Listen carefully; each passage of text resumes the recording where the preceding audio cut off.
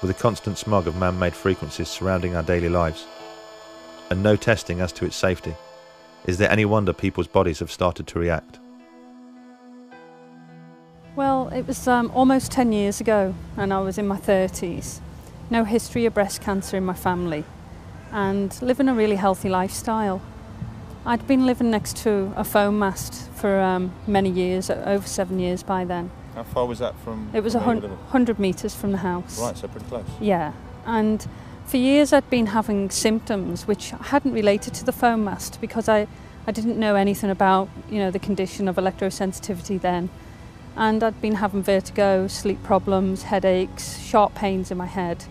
And I'd often visit the doctor only to be told it was either stress or a virus. And then just out of the blue, I was diagnosed with breast cancer. And it was the biggest shock of my life. And at first I thought, well, it's bad luck, it's just unlucky, it's me. And started to go through my treatment. And it was then I started bumping into neighbours in the hospital. And I only lived in a small village. Right. And started bumping into other young ladies as well, who were neighbours. Young? How old? Oh, well, I was the youngest in my 30s, but the Right. others were in their 40s or early 50s. Right, that's very young. And that was 5 of us all diagnosed at once, within 6 months of each other, with breast cancer. There were only 18 houses in the village surrounding the foam mast, so Eileen decided to conduct a survey to see if anybody else had suddenly started suffering ill health. What came back really frightened us. Lots of people were reporting the same symptoms that I've been suffering with for years. So vertigo. Yeah, the headaches, the vertigo. But there was other young women in the village who were having fertility problems and pre-cancer cervical cells. Other young ladies who'd had breast cancer benign lumps. And there were other conditions of cancer as well in the area. One of our neighbours, who was only 51, had developed motor neurone disease, and he unfortunately died. And so we unearthed a horrendous can of worms.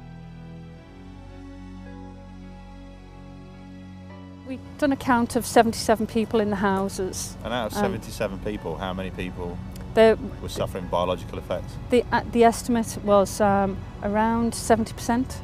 People 70% of people who'd had effects over the years with biological effects, sleep problems, skin rashes, benign lumps or cancer. It was it had a big impact on people in the village.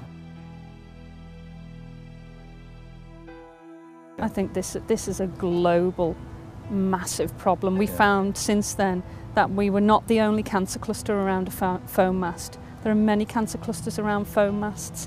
And we'd worked with a local scientist where we looked at other foam masts that have been in areas for a long time and conducted other surveys and found other cancer clusters as well.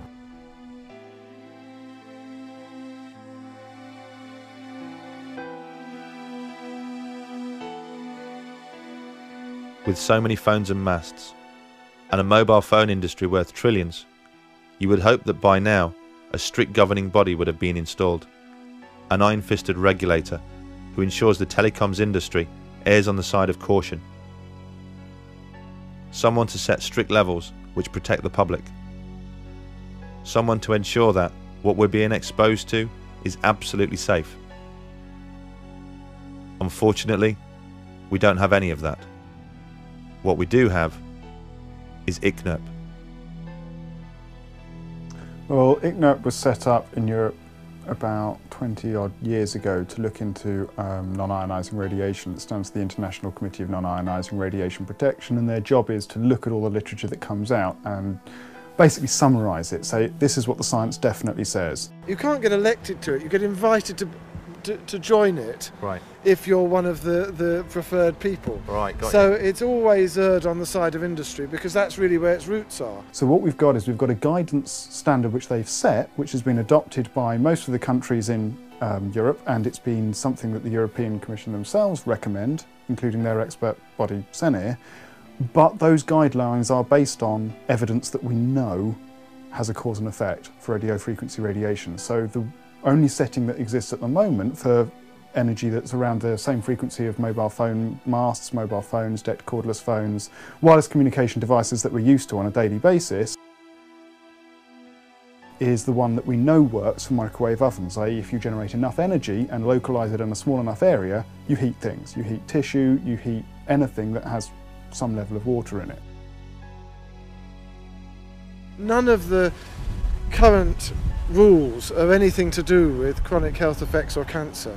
None of them, not one of them. They're all set for heating effects and acute effects like prickling of the skin or your eyebrows going up or something like that, you know. None of them are for long-term health effects. So saying that it's below 40, that means nothing. It's meaningless. It's meaningless. It is not intended to protect from long-term health effects. ICNIRP is just irrelevant. It's irrelevant. Well, for example, if you want to make sure that nobody exceeds the speed limit past a school, set the speed limit at 1,000 miles an hour. Then everyone will obey the speed limit. No one will exceed it. You know, everyone can go sailing past this school at 999 miles an hour and the limit will be complied with. The advisory body effectively are not set up to look at the evidence with regards to safeguarding the general public. So ICNIRP essentially there to establish what's 100% facts, and anything that's not 100% facts is not their concern. That's right. They'll talk about it, they'll summarise what there is, what there isn't, and what's left to find out, and then that's it. They'll leave it there. No recommendations, nothing, because they just don't see it as their job.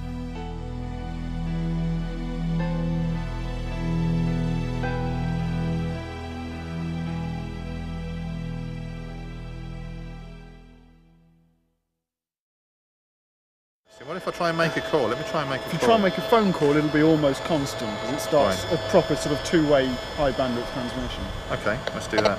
Oh wow. So as soon as it picks up, this is it trying to, and this is once it's on call mode, this is now what the phone's doing.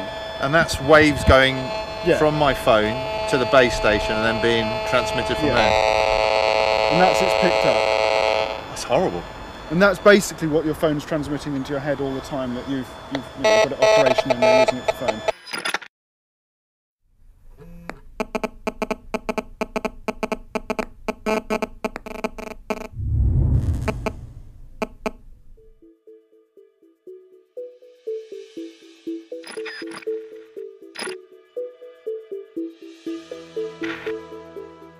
It's hard to imagine a piece of technology which has accelerated into our lives quite like the mobile phone.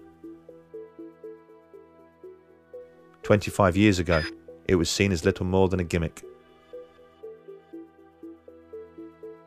Today, 4 billion of us own one. And the average age of a child when they receive their first phone is just 8 years old. The way a mobile phone works is by sending and receiving microwave frequencies to and from the base station. So having a phone pressed against your head inevitably means your brain is being exposed to those waves. Does the brain react to this exposure? A recent American study shows it absolutely does. The work was carried out by Dr. Nora Valko. Dr. Valko and her team studied 47 healthy people for an entire year. Participants had a cell phone placed on their left and right ears. One was activated but muted, the other was turned off. Dr. Valko used brain imaging equipment to study how much glucose the brain would use during exposure. So it's a very sensitive marker to indicate if there are changes in brain activity that may be driven by a given stimulus, which in this case was the cell phone. When the brain is stimulated, it consumes glucose in the same way a car consumes fuel. 50-minute exposure to a cell phone was associated with increases in glucose consumption by the brain, which indicates that the brain was being activated by the radio frequencies from the cell phone. This right area of the brain that was very close to the antenna showed the largest increases in metabolism as compared when the telephones were off. Even though the radio frequencies that are emitted from current cell phone technologies are very weak, they are able to activate the human brain to have an effect. By using a muted cell phone, Dr. Valco's experiments showed that the human brain has a metabolic reaction to the presence of microwaves from a mobile phone. A metabolic reaction at levels well below the legal limit. Something many people claimed was impossible. And the reaction recorded by the doctor is secondary to an even greater concern: the way that those microwaves are actually absorbed by the brain.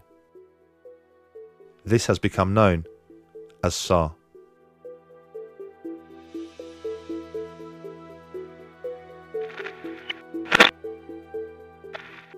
SAR is, well, first of all, it stands for specific absorption rate, and that's the measure of how much radio waves, or how much RF energy, in this case radio waves, is absorbed into the human body over a certain period of time within a certain volume.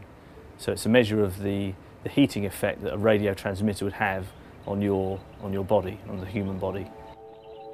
The SAR for every mobile phone is measured in this way, using an artificial head called a SAM Phantom. This is filled with a glucose mixture which represents the brain. The probe measures the amount of microwave radiation that penetrates the SAM Phantom skull and calculates a SAR rating based on how much energy is absorbed.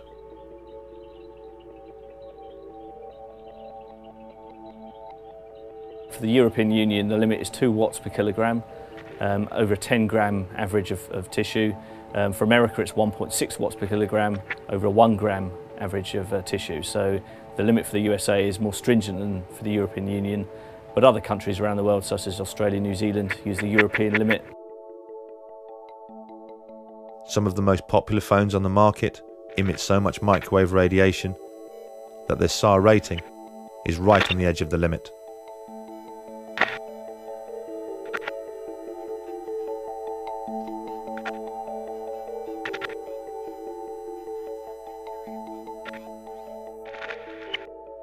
Every millimetre of skull helps protect the brain against the phone's microwave radiation, and therefore lowers the phone's SAR rating. Children get their first phone at the average age of 8 years old. An 8-year-old skull is considerably thinner than that of an adult, so you would hope that phones are tested against a skull which represents the thickness of that of a child. The SAM head is an average shaped and sized human skull. The average of 10,000 people has been taken in terms of their head measurements, and this SAM Phantom head has been created, which is an average human skull. Obviously, the head of an average human being is considerably larger than that of an 8-year-old child. But when we investigate the company that makes the SAM Phantom head, we discover that the news is even worse. The SAM Phantom isn't just the average of 10,000 people. It's the average of 10,000 US Army personnel. And US Army personnel most certainly have a larger, bigger, thicker head than the average 8-year-old. It's pretty reasonable to assume that if most mobile phones were tested against the skull of an 8-year-old, they would fail.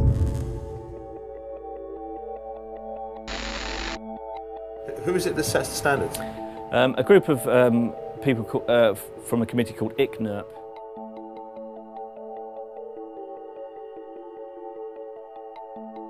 The people who do the work on mobile phones are, by and large, engineers. They have no idea what is going on inside a living cell, but they are pontificating on this. They make the assumption that the only thing that can affect the well-being of a living organism is if it is powerful enough to heat the tissue. But that's like saying, we know if we boil an egg, it goes hard. What they don't know is that if they don't boil the egg, it turns into a chicken. And they haven't the slightest idea how that happens, but yet they pontificate as if they do.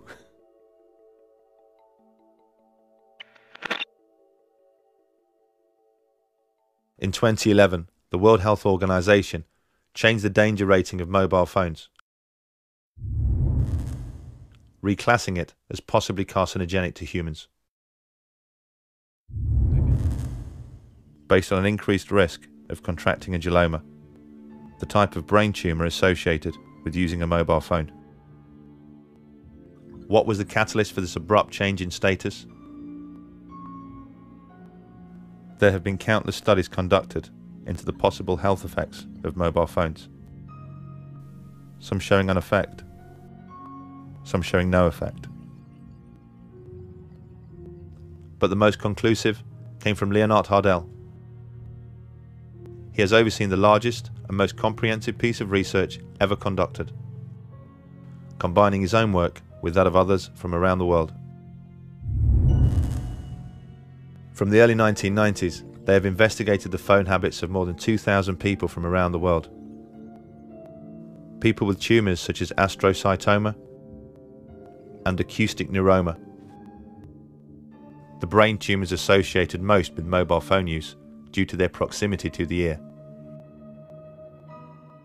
Their findings are shocking. They concluded that mobile phone use does increase the risk of a brain tumour. And they also discovered why earlier research showed no effect.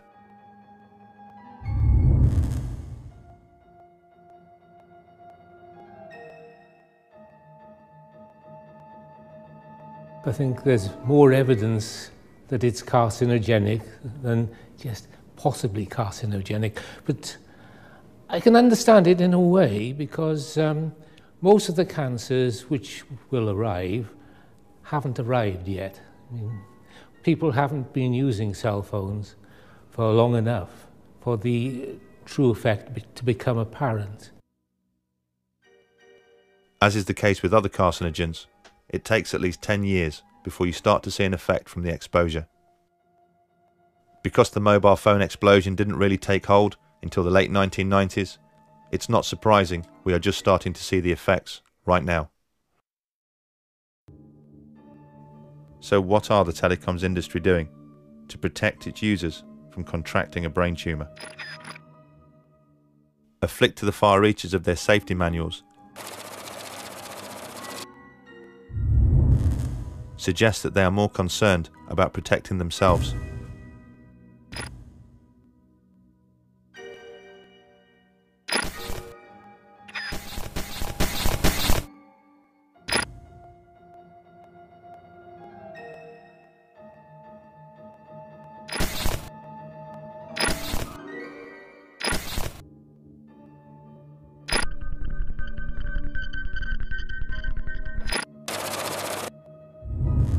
At the back of almost every single phone's user guide are instructions on how far to keep your phone from your body.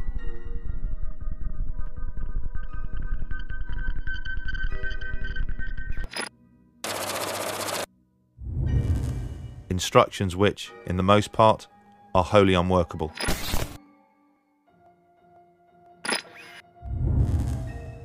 And what happens when the telecoms industry funds research into the harm that they are causing? And that research concludes that there is an effect.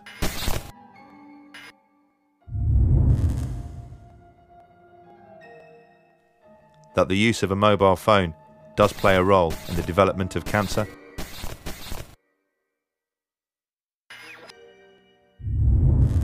They tend to keep that research to themselves. We just don't know what we're storing up with EMF, because the effects are largely long-term, and we have, as you say, this ubiquitous exposure and ubiquitous reliance on these exposures. We just don't fully understand yet what we're doing.